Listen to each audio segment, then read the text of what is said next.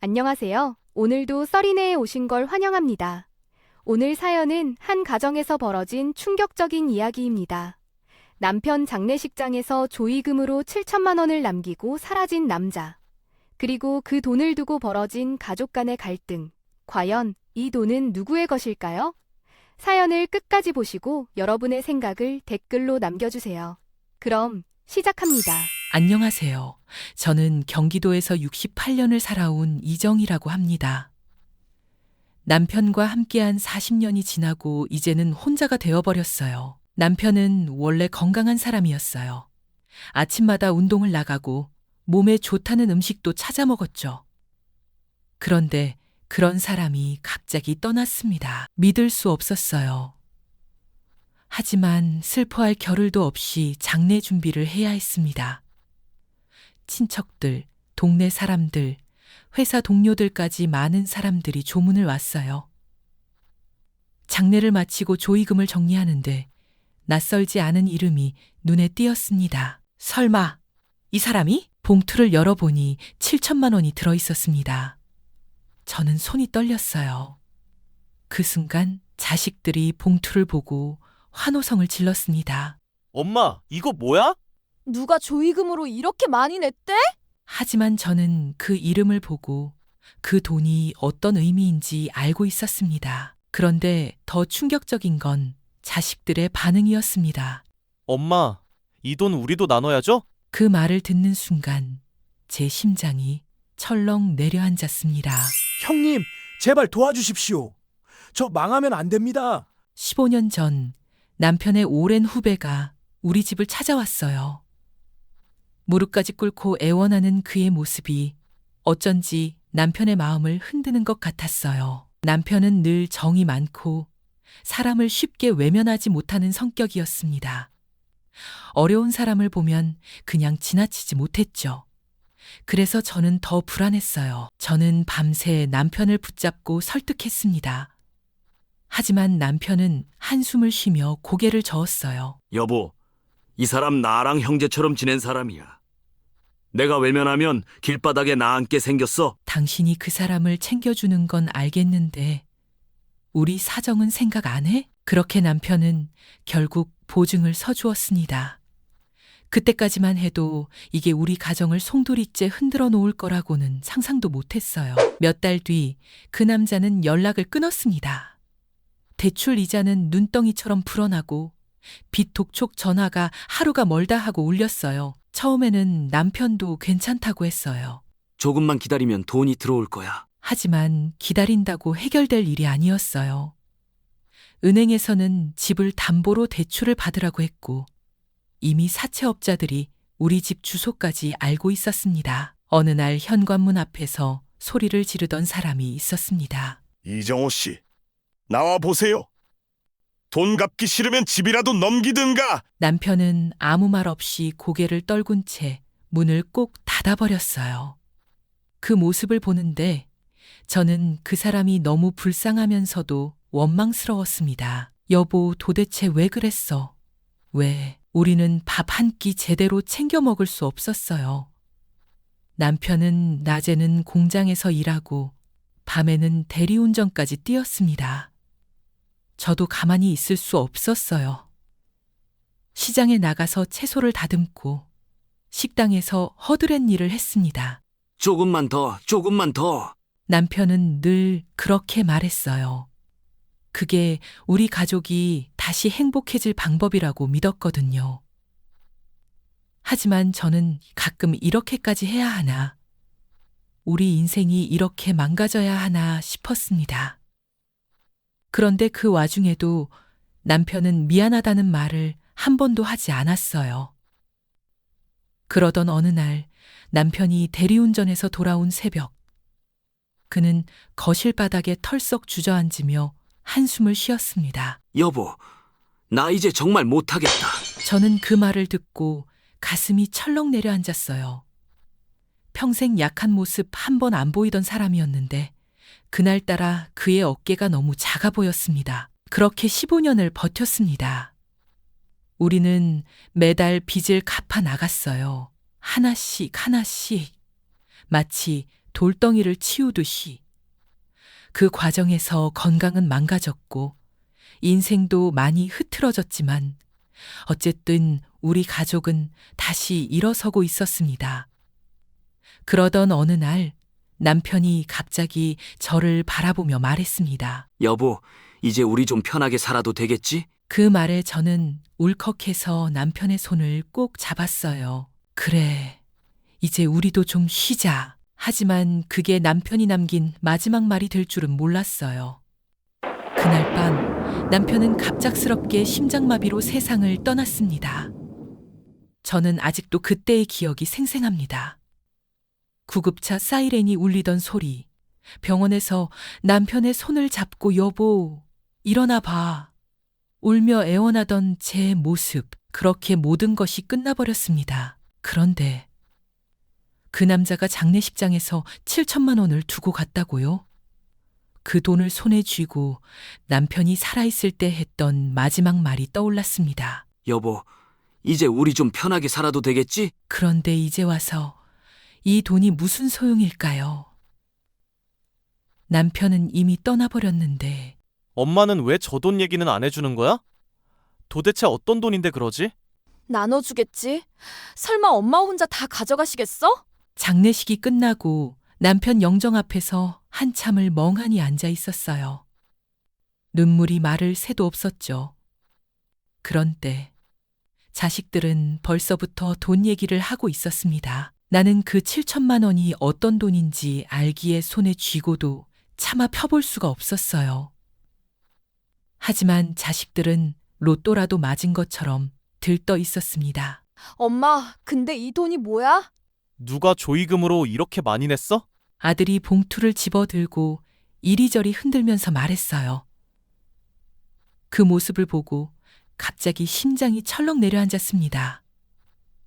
나는 조용히 봉투를 빼앗아 와서 단단히 손에 쥐었어요. 엄마? 딸이 어이없다는 듯 날 바라봤어요.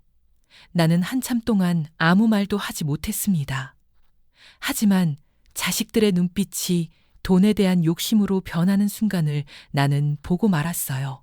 엄마, 근데 이거 우리도 나눠야 하는 거 아니야? 뭐?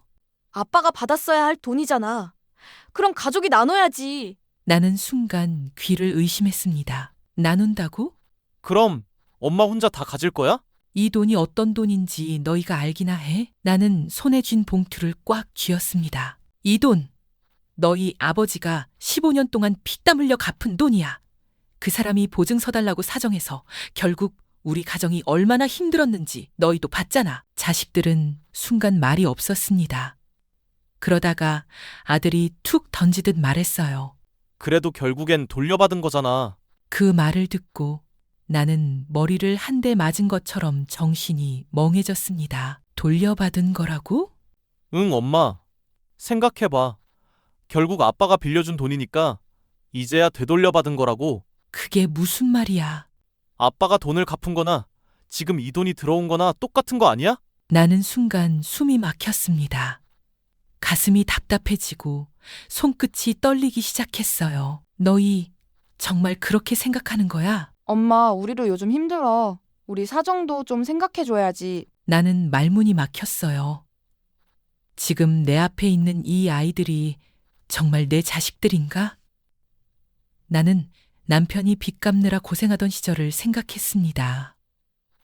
그때도 이 아이들은 있었어요. 하지만 아빠가 어떻게 살아왔는지는 기억도 안 나는 건가? 남편은 매일 새벽까지 일을 했습니다. 대리운전을 하면서 비 오는 밤이면 우산도 없이 손님을 기다렸어요. 피곤해서 잠깐 졸았다가 경찰한테 단속당할 뻔한 적도 있었죠. 나는 시장에서 일하다 손가락을 베어도 대충 밴드 하나 붙이고 다시 일했어요. 그렇게 벌어도 우리는 한 달 한 달을 겨우 버텼어요. 그런데 지금 내 앞에서 자식들은 그걸 다 잊은 듯이 말하고 있었습니다. 엄마도 이제 연세 드셨잖아. 돈 있으면 편하게 살아야지. 엄마 혼자 다 갖고 있어봤자 뭐해? 나는 차마 말을 잇지 못하고 그저 한숨만 쉬었습니다. 이 아이들에게는 이 돈이 그냥 우연히 들어온 돈일 뿐이구나. 그 돈 때문에 아빠가 어떻게 살았는지, 엄마가 어떻게 버텼는지, 그건 전혀 중요하지 않은 거였구나. 이 돈 너희한테 한 푼도 못 줘. 나는 단호하게 말했습니다. 자식들은 깜짝 놀란 얼굴로 날 바라봤어요. 왜? 엄마, 우리도 가족이잖아. 너희는 가족이면 뭐든 가져가도 돼? 나는 자식들을 노려보며 말했어요. 너희 아버지가 이 돈 때문에 어떻게 살았는지 알아? 이 돈 갚느라 너희 아버지 밤에 대리운전하다 사고 날 뻔한 거 알아? 엄마가 식당에서 서빙하다 다친 날도 기억해? 자식들은 아무 말도 하지 않았습니다. 나는 손에 쥔 봉투를 더욱 세게 쥐었습니다. 이건 너희한테 나눠줄 돈이 아니야. 이건 너희 아버지와 내가 우리 인생을 걸고 갚아낸 돈이야. 그러자 딸이 못마땅한 얼굴로 말했어요. 그럼 엄마, 이 돈 다 쓰고 나중에 힘들면 어쩌려고 그래? 나는 피식 웃음이 나왔어요. 그래, 결국 이게 본심이지. 너희가 그렇게 걱정되면 나중에 내 노후를 책임질 생각은 있니? 그 순간 자식들은 아무 말도 하지 않았습니다. 대신 서로 눈치를 보며 시선을 피했습니다. 그 모습이 더 기가 막혔어요. 그러다 아들이 중얼거리듯 말했습니다. 엄마가 다 알아서 하세요. 그렇게 자식들은 결국 아무 대답도 하지 않고 돌아갔습니다. 그날 밤 나는 남편 사진을 보며 말했습니다. 여보, 우리 자식들 결국 이렇게 변했어. 남편은 빙그레 웃으며 그래, 당신 거야. 라고 말해줄 것 같았습니다. 그래서 나는 결심했어요. 이 돈 내 노후를 위해서만 쓰기로. 자식들이 뭐라고 하든 나는 내 삶을 지킬 겁니다. 남편이 남긴 7천만 원, 이건 내 남은 인생을 위한 마지막 선물입니다. 당신, 나 이제라도 좀 편하게 살아볼게. 자식들이 돌아가고 난 뒤 나는 한참 동안 남편 영정 앞에서 멍하니 앉아 있었어요. 방 안은 고요했고 창밖에서는 가을비가 조용히 내리고 있었어요. 내 손에는 여전히 7천만 원이 든 봉투가 쥐어져 있었습니다. 이 돈이 뭐라고? 남편이 살아있었다면 이 돈을 받고 뭐라고 했을까요? 아마 당신이 알아서 하라며 웃어주었겠죠. 하지만 이제 남편은 없어요. 그리고 남은 건 돈을 두고 욕심을 내는 자식들 뿐이었어요. 엄마, 요즘 어때? 엄마 잘 지내? 자식들은 갑자기 자주 연락하기 시작했어요. 평소에는 한 달에 한 번 전화 오기도 힘들었는데 이제는 하루에 한 번씩 전화를 걸어왔습니다. 하지만 그들의 목적은 너무나 뻔했어요. 엄마, 그 돈으로 뭐 하실 거야? 엄마 고민 좀 해봤어? 자식들의 목소리는 애써 다정한 척했지만 속내는 뻔히 보였습니다. 그 돈은 손 안 댈 거야. 그러자 딸이 바로 따지듯이 말했어요. 엄마, 그냥 한 번만 생각해봐. 우리 사정도 좀 봐줘야 하는 거 아니야? 내 사정? 나는 피식 웃으며 물었어요. 너 힘들다는 말 처음 듣는 것 같은데? 아니, 그게 아니라. 딸은 말을 얼버무렸어요. 그때 아들이 끼어들었어요. 엄마, 솔직히 이 돈 엄마한테도 필요 없는 거잖아. 우리는 애 키우고 대출 갚고 빚에 허덕이는데 엄마는 이제 편히 살면 되는 거잖아. 나는 순간 화가 치밀어 올랐습니다. 그래? 그럼 너희 아빠는 빚 갚느라 평생 고생하다 갔는데 그건 누가 보상해 주지? 엄마, 너희 아빠랑 나는 그 빚 갚느라 평생을 바쳤어. 그러다 너희 아빠는 결국 병이 나서 세상을 떠났고 자식들은 아무 말도 하지 않았습니다. 그날 저녁 딸이 집으로 찾아왔습니다. 엄마, 우리 대화 좀 해. 무슨 대화? 그 돈 말이야. 나는 한숨을 쉬며 자리를 권했어요. 딸은 거실에 앉더니 곧바로 본론을 꺼냈어요. 엄마, 솔직히 말해봐. 이 돈 그냥 엄마가 혼자 가지고 있는다고 해서 좋을 게 뭐가 있어? 나는 말없이 딸을 바라봤어요. 엄마도 이제 나이 드셨잖아. 이 돈 우리한테 조금 나눠주면 우린 숨통이 트이고 엄마도 마음 편해지는 거야. 나는 지금도 마음 편한데 나는 차갑게 말했어요. 그러자 딸은 어이없다는 듯 웃었어요. 엄마 진짜 너무하네. 우리도 엄마 자식인데 엄마가 우리 좀 도와주는 게 그렇게 어려워? 너희 아빠가 빚 갚을 때는 너희 중 누구 하나 도와준 적 있었니? 나는 단호하게 말했어요. 너희가 이 돈을 탐낼 자격이 있어? 그러자 딸은 갑자기 한숨을 쉬더니 아주 새로운 카드를 꺼내 들었습니다. 뭐? 우리한테 빌려주는 거야. 나는 황당해서 웃음이 나왔어요. 빌려준다고? 우리가 돈이 필요하니까 일단 엄마한테서 빌리고 나중에 천천히 갚으면 되잖아. 나는 한참 동안 딸을 쳐다봤어요. 그러다 천천히 말했어요. 너희 아빠도 그렇게 해서 돈 빌려줬다가 결국 다 떠안게 됐어. 아니, 우리는 다르잖아. 딸이 소리쳤어요. 엄마, 진짜 우리 못 믿어? 그래. 나는 단호하게 말했어요. 난 너희 못 믿어.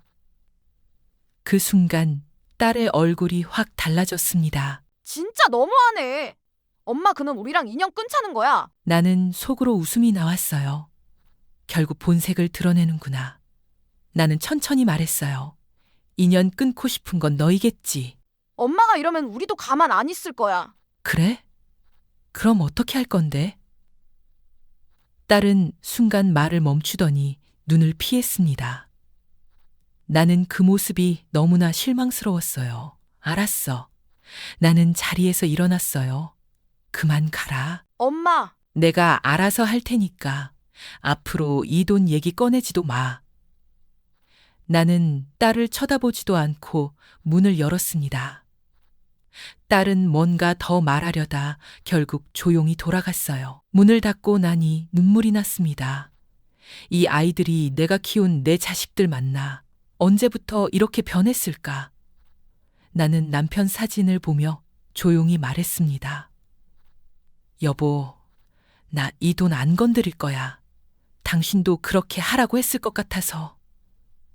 남편 사진 속에서 그는 여전히 나를 다정하게 바라보고 있었습니다.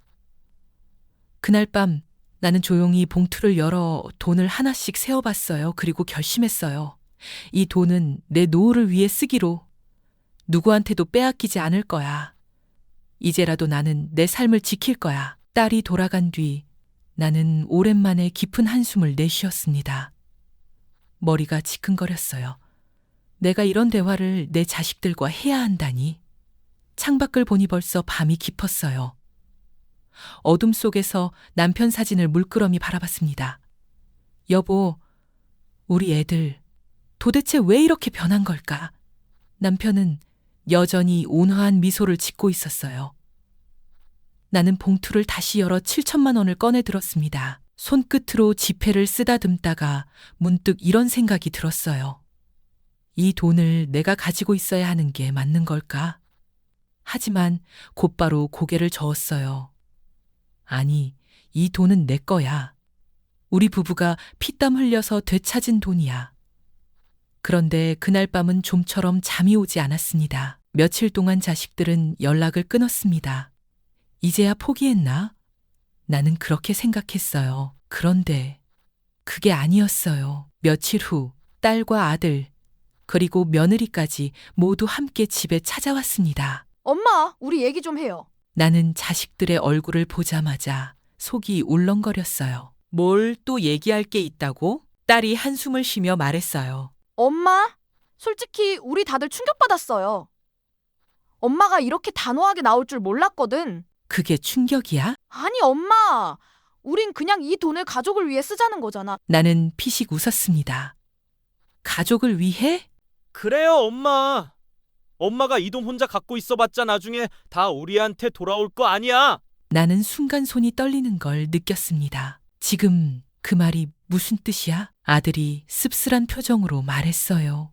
엄마, 결국 이 돈 엄마 돌아가시면 다 우리 거잖아요. 나는 그 말을 듣고 온몸이 얼어붙었습니다. 나는 천천히 숨을 내쉬고 차갑게 말했습니다.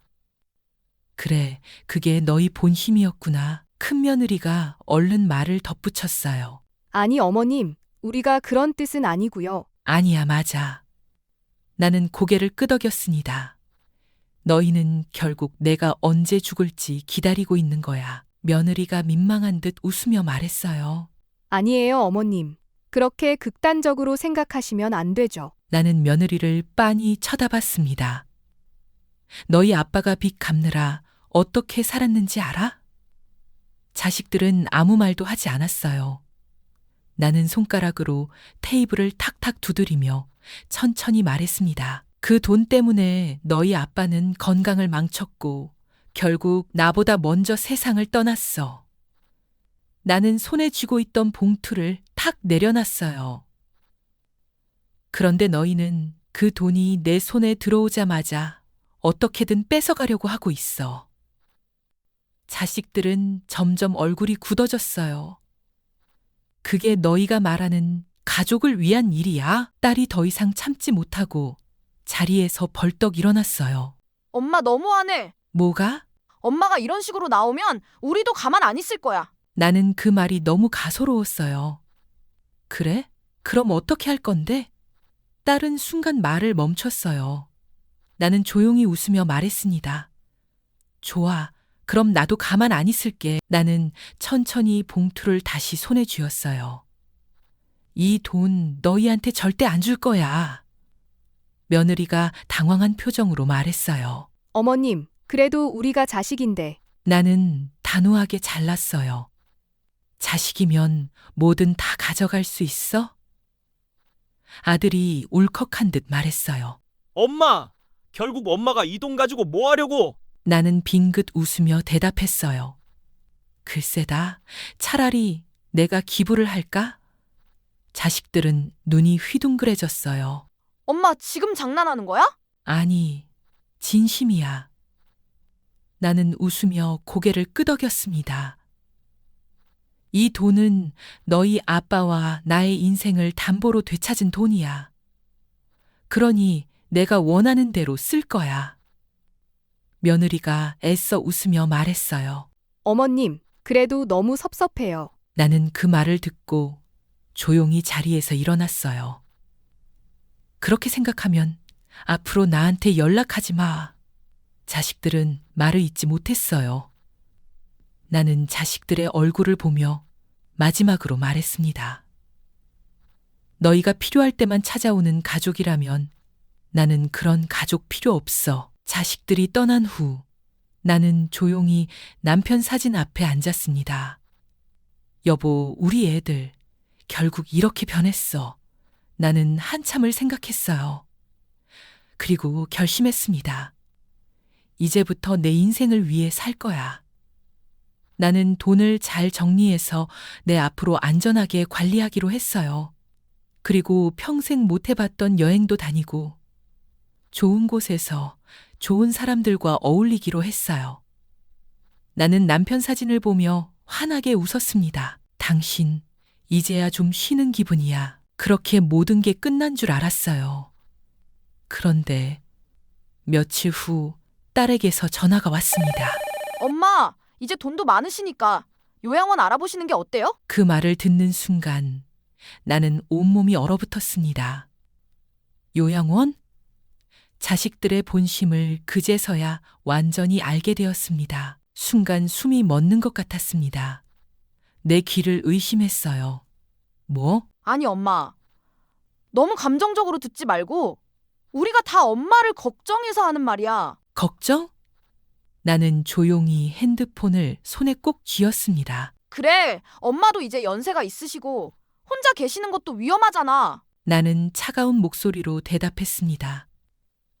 그러니까 네 말은 이제 나를 요양원에 보내겠다는 거냐? 딸은 한숨을 쉬며 말했어요. 엄마, 그렇게 극단적으로 받아들이지 마.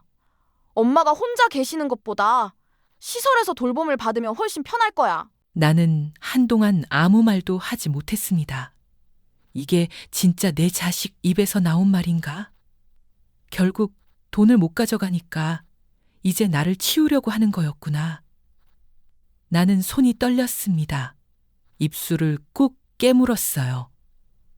네가 지금 한 말 다시 한번 해봐. 엄마, 그러니까. 그만해. 나는 단호하게 말을 끊었습니다. 너희가 결국 원하는 건 내 돈을 못 가져가니 나를 요양원에 보내겠다는 거잖아.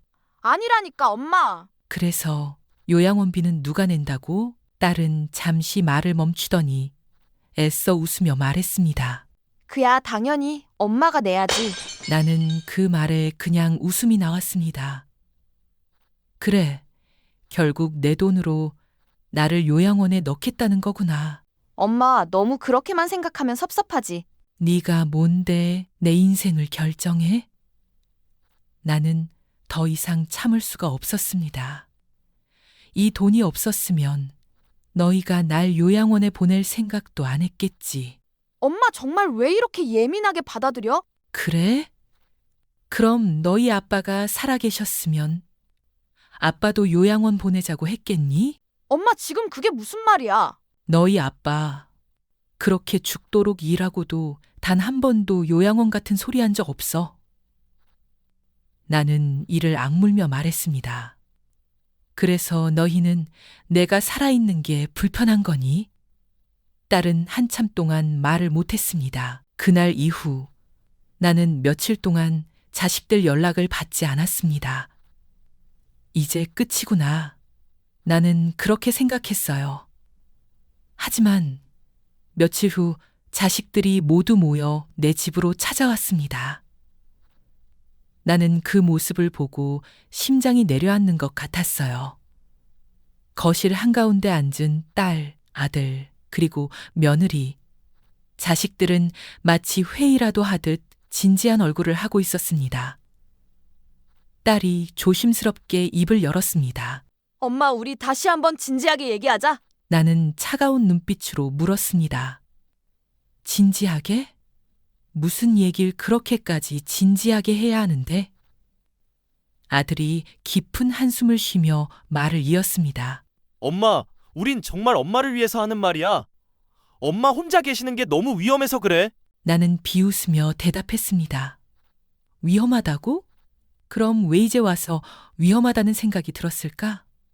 며느리가 부드러운 목소리로 끼어들었습니다. 어머님, 저희도 정말 고민 많이 했어요. 어머님도 이제 연세가 있으시고 혼자 계시면 혹시라도 넘어지시거나 아프시면 어쩌나 걱정돼서요. 나는 테이블을 손가락으로 톡톡 두드리며 물었습니다. 그럼 내 말대로 내가 요양원에 들어가면 너희는 뭐가 좋은데? 자식들은 갑자기 말을 멈추었습니다. 엄마, 그런 게 아니라. 솔직하게 말해봐. 나는 자식들을 천천히 둘러보며 말했습니다. 내가 요양원에 들어가면 너희는 내 집을 팔 수 있잖아. 자식들은 갑자기 눈을 피했습니다. 나는 피식 웃었습니다. 그래, 결국 그거였구나. 엄마 그게 아니라. 아니긴 뭐가 아니야. 나는 냉정하게 말했습니다. 너희는 내가 요양원에 가면 이 집을 처분하고 돈을 나눌 수 있잖아. 그 순간 딸이 조용히 입을 열었습니다. 엄마 솔직히 말해서 엄마가 이 큰 집에서 혼자 사는 건 비효율적이야. 비효율적? 그래. 엄마가 이 집을 팔고 요양원에 들어가시면 그 돈으로 더 편하게 사실 수 있잖아. 나는 그 말을 듣고 심장이 쿵 내려앉았습니다. 그럼 내가 이 집에서 계속 살겠다고 하면? 엄마 그렇게 고집 부리지 마. 나는 차분한 목소리로 물었습니다. 너희들 이 집 명의가 누구 건지는 알고 있니? 아들이 답했습니다. 엄마 명의지. 그렇지. 이 집은 내 거야. 내가 원하면 이 집에서 평생 살 수도 있는 거야. 며느리가 조심스럽게 말했습니다. 어머니 너무 감정적으로만 생각하지 마시고요. 이 집에서 나가. 딸이 깜짝 놀라며 물었습니다. 엄마 지금 뭐라고 했어? 이 집에서 나가라고 했다. 나는 자식들을 하나하나 바라보며 말했습니다. 내가 요양원에 들어갈 생각이 없다는 거 분명히 말했어. 나는 자리에서 천천히 일어나며 마지막으로 말했습니다. 이 집은 내 집이야. 이 돈도 내 돈이고, 그러니까 내 인생도 내가 알아서 할 거야. 자식들은 더 이상 아무 말도 하지 못했습니다. 나는 천천히 문을 가리켰습니다. 이제 나가. 자식들은 어이없다는 표정을 지으며 하나둘씩 자리에서 일어났습니다. 문을 나가기 직전 딸이 마지막으로 한마디 하더군요. 엄마 후회할 거야. 나는 차가운 목소리로 대답했습니다. 네가 후회하게 될 거다. 그렇게 자식들은 아무 말 없이 돌아갔습니다. 그리고 나는 조용히 남편 사진 앞에 앉았습니다. 여보, 나 이제 이 집을 지킬 거야. 그날 밤 나는 처음으로 편안하게 잠을 잘 수 있었습니다. 자식들과의 관계가 완전히 틀어졌다는 걸 알면서도 오히려 속이 시원했어요. 이제라도 내 인생을 지킬 수 있다면 다행이야. 하지만 나는 몰랐어요. 지금부터가 시작이라는 걸. 자식들은 그렇게 쉽게 포기하지 않을 거라는 걸 몰랐습니다. 아침에 느긋하게 차를 마시고 있는데 갑자기 초인종이 요란하게 울렸어요. 나는 한숨을 쉬며 문을 열었습니다. 그리고 문 앞에서 나는 얼어붙고 말았어요. 딸, 아들, 그리고 며느리까지. 그들은 변호사를 대동하고 서 있었습니다. 엄마, 우리도 이젠 가만히 있을 수 없어서. 나는 싸늘한 눈빛으로 그들을 쳐다봤습니다. 뭐 하러 왔니? 딸은 담담한 목소리로 말했습니다. 엄마가 너무 고집을 부리시니까 우리도 법적으로 해결해야겠다고 생각했어. 법적으로? 나는 코웃음을 쳤습니다. 대체 뭘 해결한다는 거야? 아들이 심각한 얼굴로 말했습니다. 이 집도 그렇고 엄마가 가진 돈도 그렇고 결국은 우리 가족의 재산이잖아. 우리 가족의 재산? 나는 두 눈을 부릅떴습니다. 내가 언제 너희한테 이걸 준다고 했니? 딸이 한숨을 쉬며 말했습니다. 엄마, 사실 우리가 변호사랑 상담해봤어. 엄마가 연세도 많으시고 최근에 재산 문제로 우리와 갈등을 겪고 있잖아. 나는 불길한 느낌이 들었습니다. 그래서? 딸은 차분하게 말을 이었습니다. 우리가 법적으로 엄마 재산을 관리할 권한을 가질 수도 있대. 순간 머릿속이 새하얘졌습니다. 뭐라고? 아들이 덧붙였습니다. 엄마가 연로하시고 재산 관리에 어려움을 겪고 있다고 판단되면 법적으로 우리가 후견인이 될 수 있어. 나는 너무 놀라서 숨이 막힐 것 같았습니다. 그래서 너희가 후견인이 되면 뭐가 달라지는데? 며느리가 부드러운 목소리로 말했습니다. 그럼 이제 돈이나 집 같은 것도 저희가 관리해 드릴 수 있는 거죠. 나는 순간 손이 떨리는 걸 느꼈습니다. 그래서 결국 내 재산을 빼앗겠다는 거네? 엄마, 그렇게 극단적으로 생각하지 마. 아니면 뭐라고 해야 하니? 결국 너희는 내 돈을 가져가고 싶어서 이제 법까지 끌어들겠다는 거잖아. 나는 두 주먹을 꽉 쥐었습니다. 너희 정말 내 자식 맞니? 자식들은 아무 말도 하지 않았습니다. 나는 깊게 숨을 들이마셨습니다. 좋아. 그렇다면 나도 할 수 있는 걸 해보자. 자식들이 떠나자마자 나는 곧장 변호사 사무실을 찾았습니다. 나는 변호사를 마주보고 말했습니다. 제 자식들이 제 재산을 강제로 가져가려고 해요. 어떻게 해야 하죠? 변호사는 고개를 끄덕였습니다. 요즘 부모님 재산을 노리는 자식들이 많아졌죠. 나는 이를 악물고 말했습니다. 저는 절대 한 푼도 안 줄 겁니다. 그럼 유언장을 작성하시죠. 나는 순간 눈을 깜빡였습니다. 유언장이요? 네. 어머님이 직접 공증을 받아놓으면 자식들이 함부로 어머님의 재산을 가져갈 수 없어요. 좋아요. 유언장 작성할게요. 변호사는 차근차근 설명을 해줬습니다. 어머님이 살아계시는 동안 재산을 안전하게 관리하려면 미리 재산을 다른 곳으로 옮기는 것도 방법입니다. 나는 순간 고민했어요. 그리고 결심했습니다. 집을 팔겠습니다. 변호사는 깜짝 놀라며 물었습니다. 집을 파신다고요? 네. 제 자식들이 제 집을 노리고 있어요. 그렇다면 차라리 제가 먼저 처분하는 게 맞겠죠. 나는 단호한 목소리로 말했습니다. 그리고 그 돈 제 노후를 위해 안전하게 보관할 겁니다. 며칠 후 나는 일부러 자식들에게 연락을 했습니다. 오늘 저녁 집으로 다 같이 와. 자식들은 얼떨결에 찾아왔습니다. 엄마, 갑자기 무슨 일이야? 나는 태연하게 대답했습니다. 집을 팔았어. 자식들은 말문이 막힌 듯 멍하니 서 있었습니다. 뭐라고? 이제 이 집은 내 것이 아니야.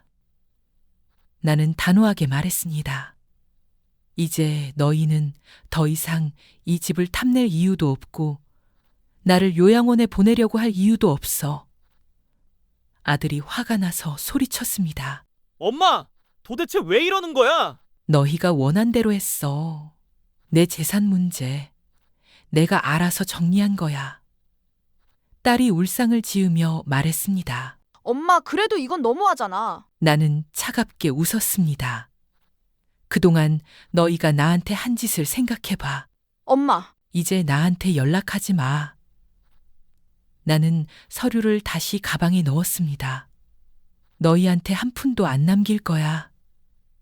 딸은 도저히 믿을 수 없다는 얼굴로 말했어요. 엄마 진짜 우리한테 아무것도 안 남겨줄 거야? 나는 웃으며 대답했습니다. 그래, 너희가 원한 대로. 나는 내 인생을 지킬 거야. 그렇게 나는 자 식들을 집에서 내보냈습니다. 나는 남편 사진을 바라보며 작게 속삭였습니다.